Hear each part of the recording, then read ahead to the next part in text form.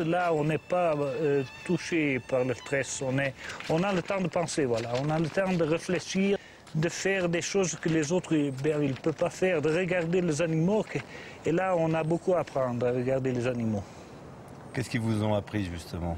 J'ai appris que bien des fois, il ne faut pas être pressé. Il faut laisser le temps au temps. Je crois que c'est un des messages les plus importants. Si on ne peut pas faire les choses aujourd'hui, il faudrait attendre demain. Peut-être qu'on le fait mieux.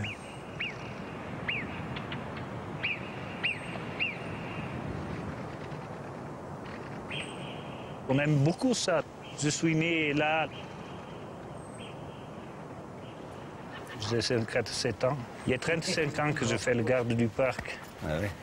Et ben, je suis presque toujours resté ici dans la vallée. C'était déjà le métier de mon père, oui. Mon père me racontait, il m'amenait avec lui quand j'étais tout petit enfant. Je crois que c'est ça qui m'a fait choisir les promenades en montagne. Quelquefois, manger avec lui la polenta à la cabane en haut. Qu'est-ce qu'il me racontait des animaux sauvages, des petits bouquetins, des petits chamois qui jouaient dans la neige. Je crois que c'est ça. Une autre raison, c'était la possibilité de vivre dans ma vallée. La communication, c'était difficile à faire. Après quelques années sont arrivées les radios, mais avant, on employait des signaux, on employait des chiens. Il était envoyé par les femmes des gardes avec un papier au collier, avec écrit un message qu'il pouvait dire le type que vous êtes en train de surveiller, je l'ai vu à la messe. Ah oui. C'est tout tranquille. Pour faire ça, il fallait avoir des chiens très bien adressés. Hein. Ouais. C'est quand même extrêmement difficile de donner un message en serre, le faire porter à un collègue. Il faut que connaisse très bien les deux gardes, les deux collègues, et qu'il connaît le parcours et qu'il comprend surtout qu'est-ce qu'il doit faire. Ça ressemble à un Tintin qui va porter le message pour sauver le sergent des Indiens. Oui. Dans le parc du Grand Paradis, ça, il a été fait. Il faut vraiment un chien... Oui, exceptionnel. Il faut un Tintin, quoi. Oui, voilà.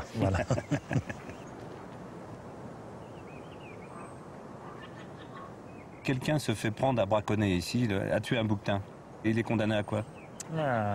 Il risque beaucoup. Il peut être condamné pour avoir volé à l'État. Et là, c'est quand même... c'est des grosses amendes? De l'ordre de 15-20 000 euros. Les gens, ils peuvent aller en prison.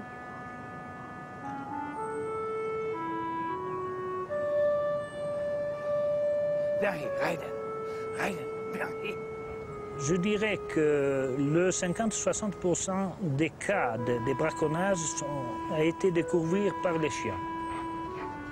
Mais c'est surtout merci aux chiens. Vous nous présentez votre gros bonhomme, là? Comment il s'appelle? Reidenberg. C'est un berger allemand. C'était un gros berger allemand, je dirais. Ah bah oui, dis donc. Ah, il est aimable comme son maître. Alors, c'est tutto. Il est dressé comment, là? Son boulot, quand il est avec vous, c'est quoi? Lui, il est bien pour la recherche des animaux blessés, pour la recherche des traces de sang, même des carcasses des animaux. Il nous aide, il m'a aidé souvent.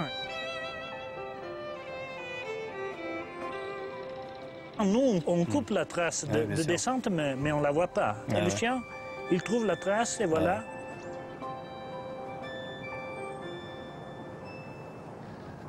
Caché. Bravo. Hey. Bravo. C'est certainement une attaque par le loup. Il a pris au cou et après... Il a mangé presque le filet et une jambe postérieure. C'était un des vieux bouquetins du parc. Nous l'avons marqué à Leviona, dans le Val-Severance, ici. Il a 12, 13 ans, je sais pas, c'est dommage. Ça. Il avait un petit peu de kératoconjonctivite.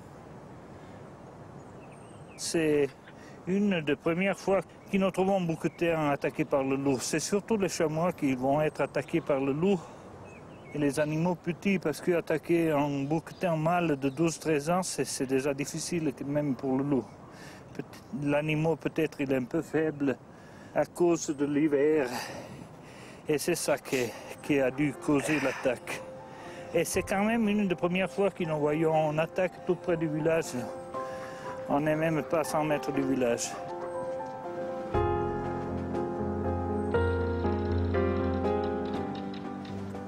Et vous, ça vous fait plaisir de voir que le loup est revenu dans la vallée? Les bouquetins dans le parc du Grand Paradis, ils n'ont pas de prédateurs. Mais c'est bien un prédateur en nature. C'est-à-dire que ça contraste un peu avec l'âme, la conservation que nous avons, nous, comme vieux gardes du parc. On était là pour conserver le bouquetin. Maintenant, on les voit tués par le loup, mais on comprend quand même que ça pourrait faire du bien à l'espèce. Le loup, il doit préder les animaux plus vieux, les animaux plus faibles. On estime qu'il y a 4 ou 5 individus maintenant. La venue, la revenue du loup est un événement considérable pour la vallée, pour le parc, pour la nature et pour les hommes en général. C'est le symbole d'une toute petite victoire sur l'inexorable recul du sauvage dans la vie moderne. Depuis des décennies, la nature a besoin des hommes. Un exemple à méditer, à reproduire, avec ou sans les loups.